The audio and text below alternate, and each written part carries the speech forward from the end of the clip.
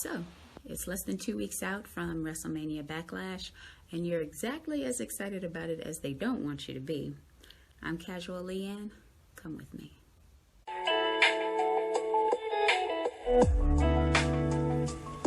Segment 1 of Raw Talk begins with Kevin Patrick and R-Truth. And he starts by asking R-Truth where he's been the past couple of weeks.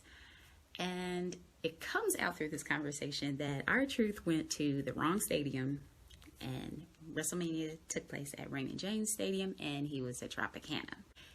When Kevin Patrick finds this out, he laughs at him, like hardcore belly laughs at him.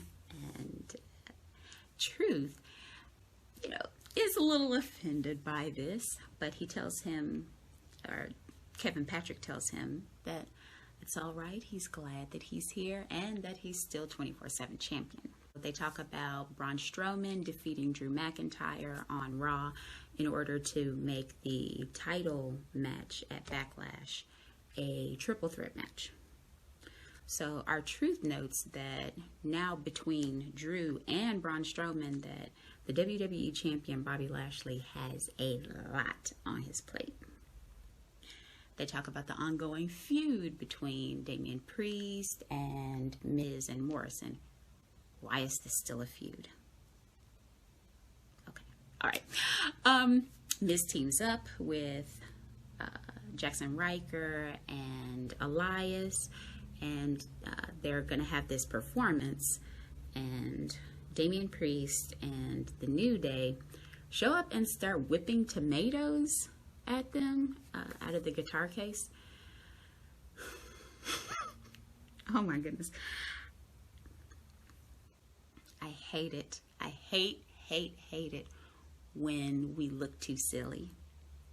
And it may just be me being oversensitive and the history of like minstrel shows and minstrelsy when it comes to people of color, but I do not like it when we look silly. It's fine for us to be funny, but I hate stupid, silly stuff.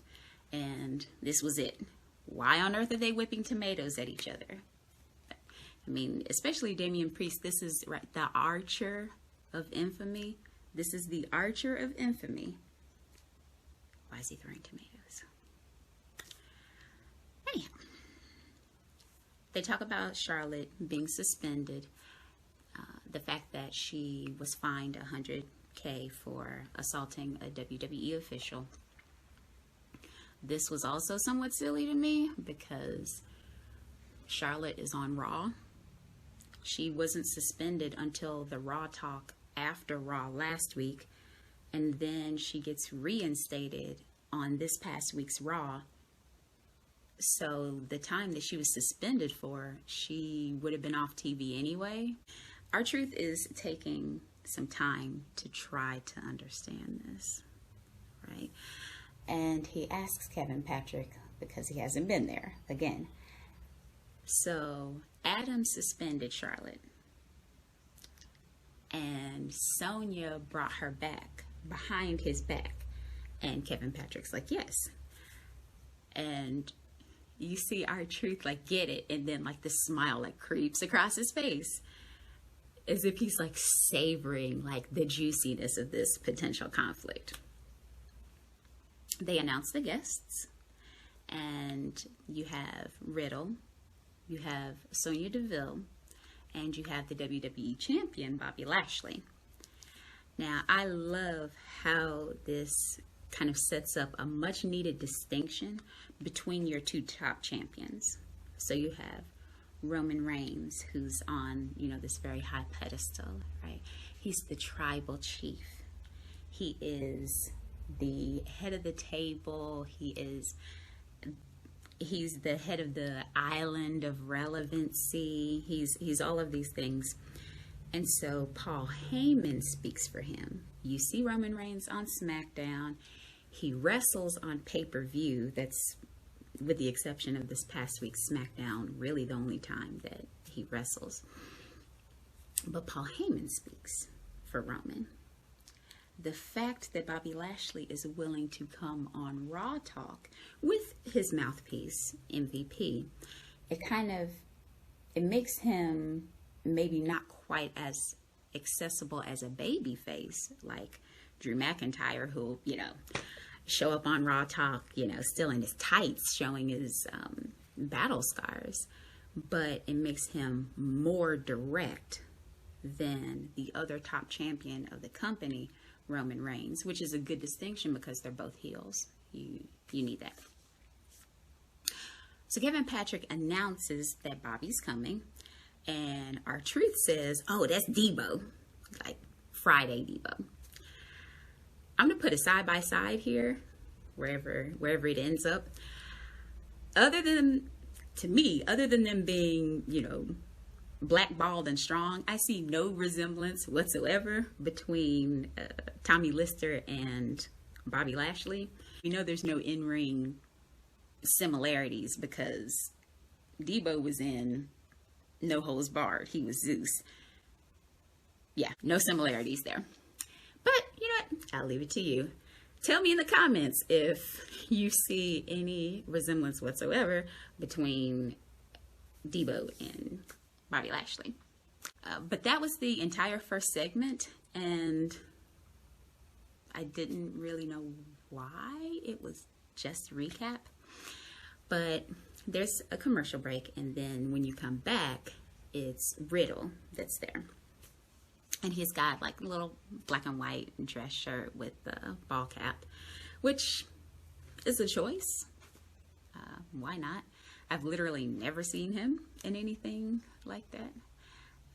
But he says he got the same wrong email that R-Truth got, and the like props guy who was carrying his scooter let him know that they were actually at Raymond James, and that there's some kind of conspiracy against he and Truth to like make them or give them like wrong information. And Kevin Patrick says he's sounding like Sami Zayn. There's a lot of that going around. About defeating Randy Orton in the middle of the ring the past week, and what it took to do that, kind of his mindset. And then he talks about the tag team victory over Shelton Benjamin and Cedric Alexander. And he's kind of speaking warmly about how excited he is, how hyped he is about this concept of RKBro, and the fact that Randy Orton's kind of into it too. He even talks about Randy Orton tweeting him on 420. Of course, it's 420, saying that he likes the idea.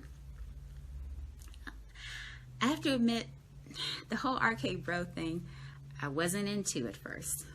I must admit. But I have my own biases about that, because Randy Orton is someone I like very much as a character.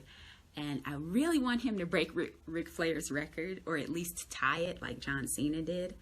And he's just a couple of reigns away. I really want him to get it before he retires. But I know he's still probably got some time on him. So there's time for that. This isn't going to derail that, I'm sure. And I would also say, since he's done the stuff with The Fiend, like being able to embrace this new generation and do something a little more lighthearted is good for him. I'm sure he's relieved about it after all the Fiend stuff and the last minute change in finish for WrestleMania.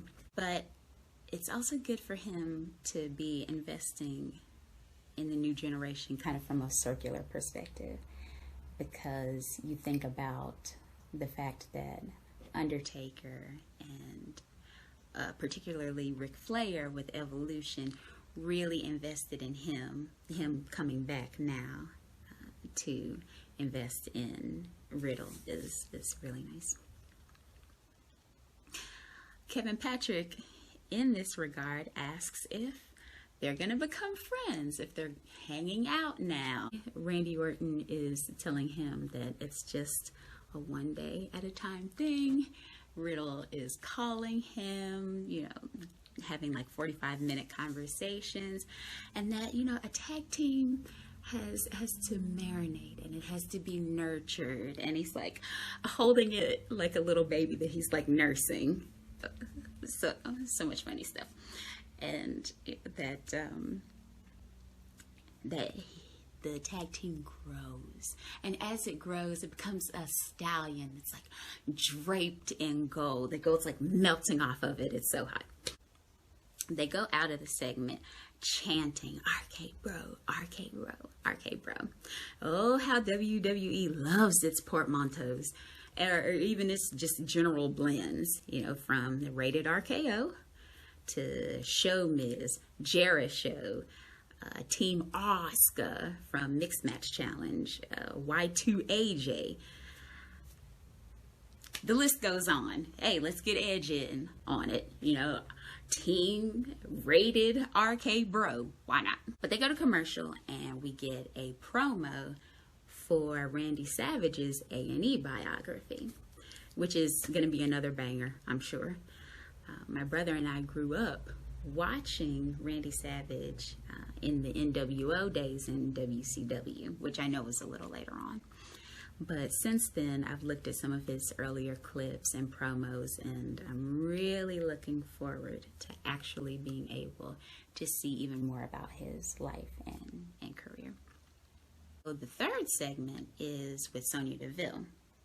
And of course, the major discussion centered around her is the fact that she reinstated Charlotte Flair after Adam Pearce suspended her. And she says she's just trying to do her job and that things happened kind of last minute. She was running around, didn't really get time to talk to him. So R-Truth says, you know, but Adam makes executive decisions. You know, the brow furrowing, head scratching audience that R-Truth represents here, I am in, because I'm like, what's the dynamic here? Is Adam over Sonya? Are they equals? He doesn't seem to be answering to her, so, you know, what's the line? She says that she doesn't answer to him, just like he doesn't always answer to her. So it appears that they are actually equals, or at least at this point they are.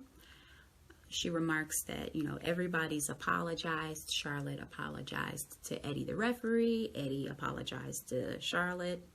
Yeah, she kind of made a coarse remark after, like, good boy. But he did do it. Everybody apologized. Everything's kumbaya.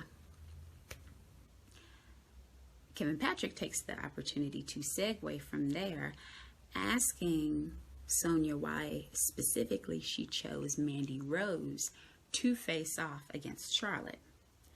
And Sonya Deville says that there's nothing personal about it. I think Kevin Patrick mentioned something about their shared history because of the feud leading up to SummerSlam last year. And she said it looked like Mandy was spoiling for a fight. She was standing right there. So Sonya chose her. And that she had nothing specifically against Mandy, and that she actually had a way of bringing out the best in Mandy, and that she actually did a good job against Charlotte. But man, she really sacrificed her on the altar of Charlotte Flair's misplaced rage, because she tore her apart. So, you know, I'm always paying attention to what folks have on. And I haven't worn a tie since I worked at Ryan's about 1,000,000 years ago.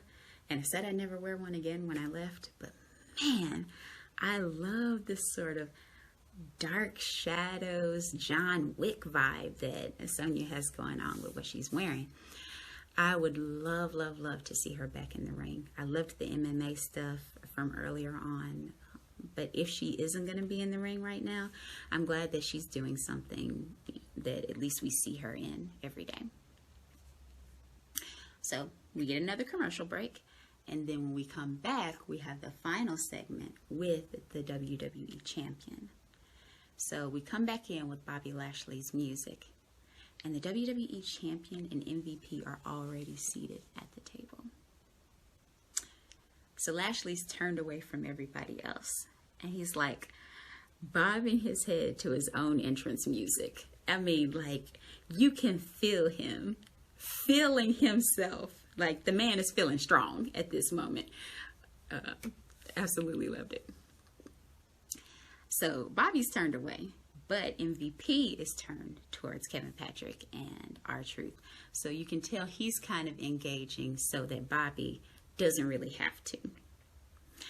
And Kevin Patrick makes it a point to direct his first question at Bobby, kind of to grab his attention. And he asks him what he thinks about Braun Strowman kind of inserting himself into the title picture at this point. And Bobby kind of speaks away from the microphone that, it's disrespectful. And MVP has to, kind of direct him, Mike. He's like, I don't even want to say it into the mic. But that he thinks it's disrespectful that he would not be consulted about the one-on-one possibly being made a triple threat. And MVP echoes that. He's like, how can you make decisions without the chief hurt officer? Again, the Sammy conspiracy strain lives here because they're talking about the higher-ups possibly wanting to get the belt off of Bobby, and this being the perfect opportunity, which ties in with the end of Raw, because you see Drew and Braun kind of looking at each other and looking over at Bobby. So there's kind of there's that alliance that's being made, like, hey, if we take him out, then we can go at it and we can beat each other and there'll be a new champion. When asked about kind of the Braun-Drew dynamic and the fact that it's actually made a triple threat, Bobby says that at first he thought of it as kind of a cheap way, again, to get the belt off of him so that he wouldn't even have to lose the match itself, or he wouldn't have to be defeated in order to lose the championship. But now he's actually looking forward to it because he's been watching them, and he thinks that he can beat them both. And I like this turn on the triple threat, almost kind of like with what happened with Roman, in the triple threat being something of a state of dominance. That if the champion is so inclined, is so powerful and so dominant, he can actually overcome the greatest stipulation of the triple threat, which is the idea of opportunism. And he can beat everybody down, he or she can beat everybody down and just pin them outright. After that, MVP does something I find very, very fascinating here. And he talks up Bobby Lashley's fight IQ. And he compares Lashley to a Floyd Mayweather, in that Lashley isn't just beating opponents with like sheer force or strength. He's not just a brute. He is a strategist who is picking things apart. He's in the gym. He's watching fight tape. He's doing all of these things to make sure that he exploits holes in the opponent, in their weaknesses. But he's also, I think, setting up some overconfidence here, a possible downfall down the line, because Bobby is actually telling them on the show that he sees Drew's lack of focus, but that he saw so many holes and so many mistakes that it doesn't even matter that he's basically telling Drew about something that he saw, a chink in his armor. But that essentially Bobby's already beaten both Braun and Drew one-on-one. And since he's already beat them one-on-one, if there is some possible way that they gang up on him and beat him, one or the other, then he'll just use his rematch to go ahead and beat one of them one-on-one again, just like he has before, and do it easily. So at this point, they're thanked. They're on their way out. And Kevin Patrick says just one more question. How would you define the Almighty Era so far? And R-Truth, like a church lady on a hot afternoon, yelling at the pastor, he says, tell him, Bobby Lashley holds the belt in the air. MVP pauses for just a moment, then says, "Black excellence." That's exactly what I did the first time I saw it. I clapped out loud. Yes, sir. Black excellence. Yes. It was beautiful, but tragic at the same exact time, because you think about how much more poignant and how much more powerful a moment like that could have been if Cedric Alexander and Shelton Benjamin just would have been there with him. I mean, just the image of all of them draped in gold. Bobby Lashley, in that regard, does epitomize Black excellence. It would have been so much bigger if it would have been Shelton Benjamin and Cedric Alexander and Bobby Lashley. But at least we still have Bobby Lashley, or at least for now. So I'll take it. If I had to choose a must-watch segment, this one was really hard. So I'll leave it to how you're feeling. If you're looking for something a little bit more lighthearted, a lot of ha-has, a lot of silliness, then the one you're looking for is the Matt Riddle segment. The interaction with he and R-Truth is really cute. Him talking about being just so happy about Rated RKBro, and Randy kind of warming up to it. It's quite sweet. If you're looking for something a little more intense and you're looking for a little more complexity and depth to your WWE champion, then you're looking for the MVP Bobby Lashley segment. Regarding a rating, I would say this one is about a 3.5 out of 5. I thought the Riddle and MVP segments were fantastic. There was absolutely no need whatsoever for the first segment to be just recap. They could have done that in a minute or two, but most of the people watching Raw Talk have probably already seen the episode. So there's really no need. You can use people who are underutilized. You can have maybe someone from NXT come up. I mean, anything like that, anything other than it just being recaps. There's so many recaps in Raw already. You don't need them in Raw Talk as well. Also, Sonya had some nice insight, but I prefer like in-ring segments on Raw Talk as opposed to stuff with management. So I didn't really think that was all that necessary either. Like, we already know Charlotte was suspended and brought back. All we really found out was that Sonya Deville and Adam Pearce are equals. 3.5 out of 5. Not as good as Talking Smack from last week, but still better than middle of the road. But that's all that I have time for right now. I've actually gone a little bit over. But let me know what you all think down in the comments. Be sure to like, share, and subscribe. Tap that bell icon to make sure that you get notifications. And I'll see you soon.